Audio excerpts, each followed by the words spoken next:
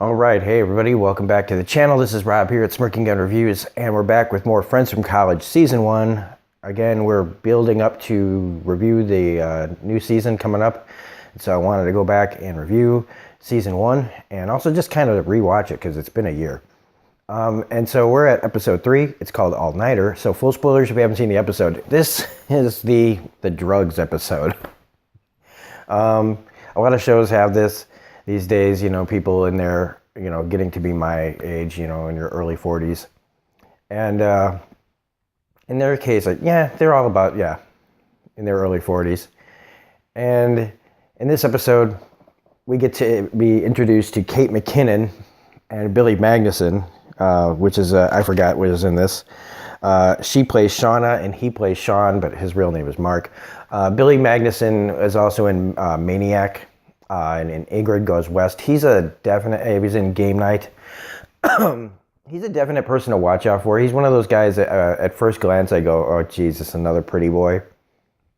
But over the course of his, these movies that I've seen him in, he's played like very different roles in these shows. And shows you that even though he's, one of these kind of cut out of marble type of dudes.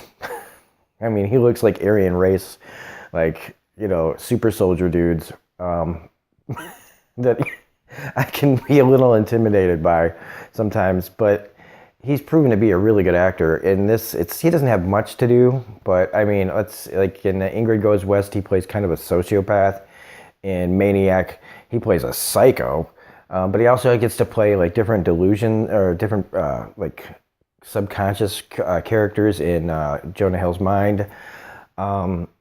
I'm just saying that he's versatile, and in this he gets to play Kate McKinnon's Shauna's like kind of manslave. I don't know what he is. He's just her guy. He's like an object.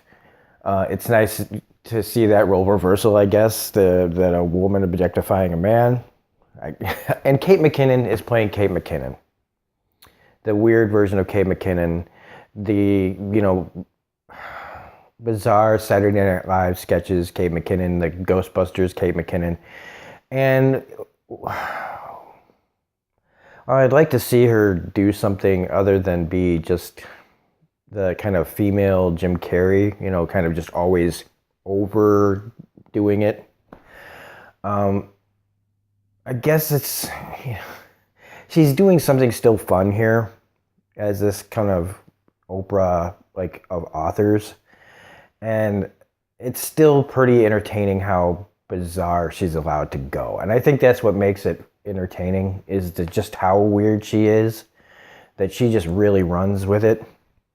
And she's trying to get this, we meet her because Max and Ethan are trying to develop this young adult book for Ethan because they need the money. And, he's pretty much has nowhere else to go as far as writing. That they're telling him that books aren't selling and things like that. And whether that's true or not, I don't know. I used to want to be a writer, and I don't, so I'm not like in the know about what's going on in the literary world, but yeah, YA still seems to be popular for some damn reason. And so they're trying to brainstorm, like, what does she want Ethan to write? And that becomes the problem here, because she wants what she calls bathtub moments. And it does get pretty...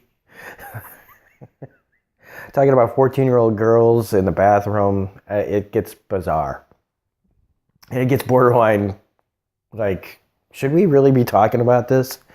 So they decide they're going to brainstorm for a night.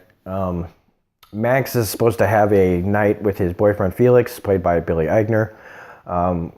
Where they binge watch Damages. It's way to stay current, guys. I guess it's one of those times where, a show you've been meaning to watch, you're finally getting to. But there is a nice joke about Damages not being current anymore, and I like that line. And then that's when Ethan calls, freaking out, and Felix begrudgingly, trying to sound supportive, agrees to let Ethan come over and ruin their night so that they can try to figure out this book problem. And that's, Ethan brings over like a whole big whiteboard, like house style. They're going to figure this out by writing down the problems. And wow, I figured out a way to work House MD into this. Um, well, nothing really works, and Felix wants to go to bed, and this is where it gets off the rails because they don't know what they're doing. They do show Felix their Monica Lewinsky musical from college, and this is where it pretty much devolves into where these guys have not got all the group are slowly realizing that they're still, whenever they get together, they're back in college, and they kind of regress. It is kind of like funny and it's supposed to be like pathetic in a way, and how they just can't move on with their lives. But really, I mean, like Nick, he's fine. Like they already talked about, he's got a trust fund. If I had a trust fund, I wouldn't do anything either. That's the line, and you know what? They're right. They really are. I mean, I'd do stuff, but I wouldn't do stuff. Like he talks about how, you're one of those people that their life needs to have meaning. And everybody wants their life to have meaning, but if I had a trust fund, I don't know how much meaning I would like. I'd probably still try to find meaning, but I'd use the money to get that door open. But anyway, they bring him in because he dates younger girls, and so that's the demographic they're looking for the YA book. And so they bring him over, and she starts talking about who she'd bang and who she wouldn't bang. Channing Tatum, yes. Stephen Colbert, yes. They can't get their heads wrapped around Stephen Colbert. Smart is sexy. At least on paper it is. It doesn't hurt that he has money. And then they take the drugs. Ethan starts taking a lot. And they talk Max into taking, it's like Adderall, and then the cocaine happens. That's a great line where he's like, what's that, crushed up Adderall? I'm like, no, dude, that's cocaine. And then the tap shoes come out, and it just becomes a big old drug fest. And we get to hear the Breeders' Cannonball, which was a nice thing for me this morning. I like that song a lot. The Breeders are awesome. If you haven't heard of them, look them up on YouTube or wherever. Pizza's getting thrown against the wall. You know that this isn't going to end well because Felix is trying to sleep, and he's already pretty particular about his house. So anyone would be particular about somebody whipping pizza against the wall to see if it'll stick. First, it starts with a slice, then it ends with a whole pie on the ceiling until Felix can't take it anymore and kicks everybody out. Meanwhile, the girls are having their own little ladies' night. And in this like really kind of not creepy, just like a old person bar, a rich old person bar. And I don't understand why Sam, I guess she's maybe trying to show off like what she has and how she's over glamorous in this. Her dress is just way over the top. Like she's like on a red carpet going out to the bar. And I think it's like insecurity maybe because of being with Lisa and feeling like, I don't know, subconsciously she needs to upstage her in a way because she's having sex with her husband. Speaking of that, yeah, the earlier scene where they're looking at apartments and Ethan and Sam are doing their sexy dance outside of this place, and then his wife Lisa shows up, and there she starts doing the sexy dance, not knowing the context of why they're doing the sexy dance, which means they're talking about having sex with each other. Awkward. So yeah, Marianne tells them that they're not going to pay for drinks. They just find 3 old guys to flirt with, and this is pretty good. It ends pretty good. I mean, because they make the comment that the house band in this little bar is like older than dirt, and the bass player looks like he's about to die, which, foreshadowing. But they flirt with these guys and pretend that they're model singers. At one point they just straight up ask the guys for money. And then they start doing singing Lady in Red with the lounge band that they have there. And then it's off the rails when Marianne decides to leave and go have sex with one of the old men. And that's when the girls go, okay, we better get out of here because one of us has already left. And instead of, using this, like, this was supposed to just be a laugh. She's going with it, like literally going with it, and she's about to bang an old man. But that at that very moment when they are trying to figure out how to get out of there, the bass player drops, presumably dead, like smack.